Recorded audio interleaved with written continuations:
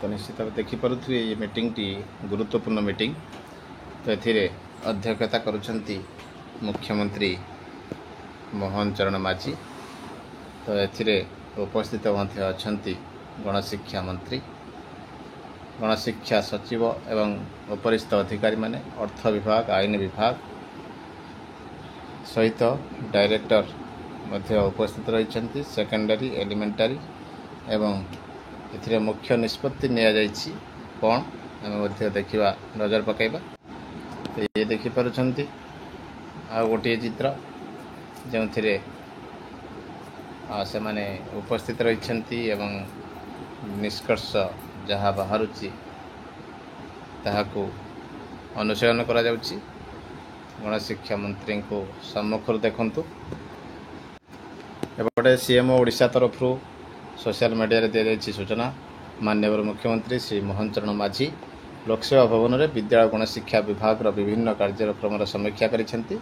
एही बैठक में राज्य विद्यालय गणशिक्षा मंत्री श्री नित्यानंद गंड, मुख्य शासन सचिव, मुख्यमंत्री का प्रमुख सचिव, अर्थ विभाग प्रमुख सचिव, विद्यालय गणशिक्षा सचिव और सेपार निर्देशिका एवं विभाग वरिष्ठ अधिकारी माने उपस्थित थिले। बैठक में गुरुत्वपूर्ण पदक्षेप निया जाइछि। जातीय शिक्षा नीति 2020 अनुसार ओडिशा रे प्राथमिक शिक्षा को सुदृढ़ करने को गुरुत्व दि जाइछि।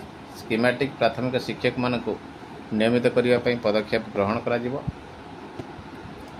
आसंता 3 वर्ष मध्य 44,433 पदवी पूरण करने निर्देश। वर्ष को पूरण कर प्राय 15,000 पदवी। राज्य में माध्यमिक शिक्षा परिषद एवं राज्य उच्च माध्यमिक शिक्षा परिषद बीएससी एवं सीएचएससी को मिसाई गोटे बोर्ड गठन करने को निष्पत्ति रही एवं नवम और दशम श्रेणी सबु पिला मागणार पाठ्यपुस्तक जोगाई देवाक निष्पत्ति रही। आगरू मध्याह्न भोजन जोगाई देते, एबे पाठ्यपुस्तक जोगाई देउछन। तो निश्चित भाव बीजेडी सरकार केवल यूनिफॉर्म को गुरुत्व देवा बेले दुईटी कथा को गुरुत्व दिगला। एमडीएम सहित पाठ्यपुस्तक हॉस्टेल रोथिबा पिला मानक पई एएनएम नियुक्त करने को निष्पत्ति होईछि। नूतन बेसरकारी विद्यालय अनुमोदन व्यवस्था संपूर्ण भाव ऑनलाइन प्रक्रिया करने को निष्पत्ति निया जाइछि। आदिवासी पिला मानक मातृभाषा शिक्षा देवा पर गुरुत्व। SC/ST/RTI सहयोग में कोरापुट एक बहुभाषी शिक्षा केंद्र प्रतिष्ठा करने को नियाजिब पदक्षेप। भिन्नक्षम पिला शिक्षा पाई नियमित शिक्षक मानक जो मानक बीड करिथिबे सेमानक विभिन्न क्लस्टर रिसोर्स पर्सन भाव दियाजिब नियुक्ति। तो निश्चित भाव देखंतु ये गोटे बड़ खबर आसुची। भिन्नक्षम पिला माने शिक्षा पाई नियमित शिक्षक मानक जो माने बीड करिथिबे सेमानक विभिन्न क्लस्टर रिसोर्स पर्सन भाव नियुक्ति दियाजिब। तो जहाँकि CRT भाव रहिबो। आगर BRT रहिसेंती। NCERT ढांचार SCERT को विकसित करने पदक्षेप नियाजिबो। सबटार बड़ खबर रही स्कीमेटिक प्राथमिक शिक्षक मान को नियमित करने पदक्षेप ग्रहण करा एवं जहाँ अनुमान करा जाउथला जे शिक्षक विड्र कर चिठीटी को एवं यूटर्न मारी सरकार ताहा भूल प्रमाणित कर पुणी थे सरकार एवं सरप्राइज देवारे माहिर बोली पुणी थे सूचाई देछंती।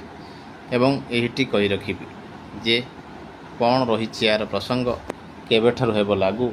ये रिगार्डिंग आमे किसी विश्वस्त सूत्रु पाइछु खबर।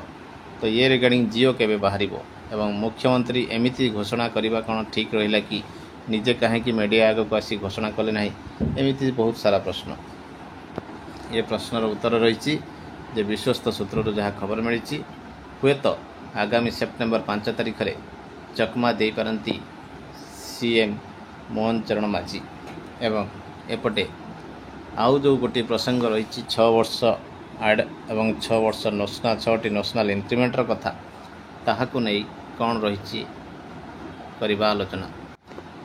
तो देखो ये मेसेज रही schematic mostly regular with effect from September 1 2025 +6 years count positively.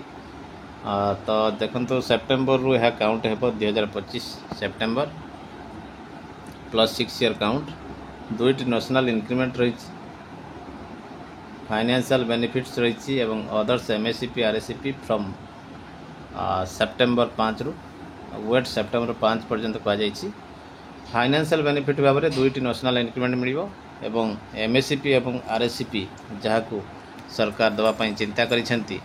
तो निश्चित भाव ए किसी 2 ରୁ 3 हज़ार टंका पाखापाखि समस्ते गेनर हो पारे। तो देखा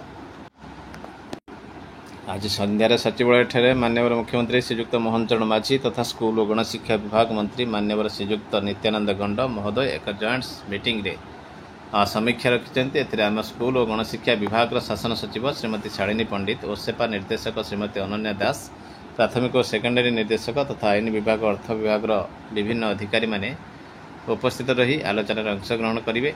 जहाँ यह बैठक में मुख्य उद्देश्य 6 वर्ष गणना, 6 नेशनल इंक्रीमेंट, स्कीमेटिक शिक्षक मान नियमित इत्यादि जार सबु कम 4 सेप्टेम्बर पूर्व सारे लक्ष्य धार्य कर आसंता सेप्टेम्बर 5 रे गुरु दिवस पालन अवसर में राज्य सरकार किसी दक्षिणा देवे बोली विशेष सूत्रु जमापड़ी। तो निश्चित भाव देखिपारे जहाँ विश्वस्त सूत्रु आम पाइछु खबर आपण आगे परिवेशन कलु। देखा परवर्ती अपडेट। आसंता 3 वर्ष में 45,000 शिक्षक नियुक्ति हे, तन्मध्य 40,000 नूतन शिक्षक पदवी सृष्टि हो। 10वीं पर्यंत सब पिला मागणार पाठ्यपुस्तक दिज्व। स्कीमेटिक प्राथमिक शिक्षकों को नियमित करने निष्पत्ति। बीएससी और सीएचएससी को मिसाई गोटे बोर्ड कर माध्यमिक शिक्षा परिषद और उच्च माध्यमिक शिक्षा परिषद मिसीज। जातीय शिक्षा नीति अनुसार प्राथमिक शिक्षार हो व्यापक परिवर्तन। एनसीईआरटी ढांचार एससीईआरटी को विकसित करने को पदक्षेप निया। टेक्स्ट बुक प्रकाशन और मार्केटिंग संस्थार सुदृढ़ीकरण निष्पत्ति। Board of Secondary Education Odisha तरफ आसिला चिठी notification 1413 18/8 in continuation to this office then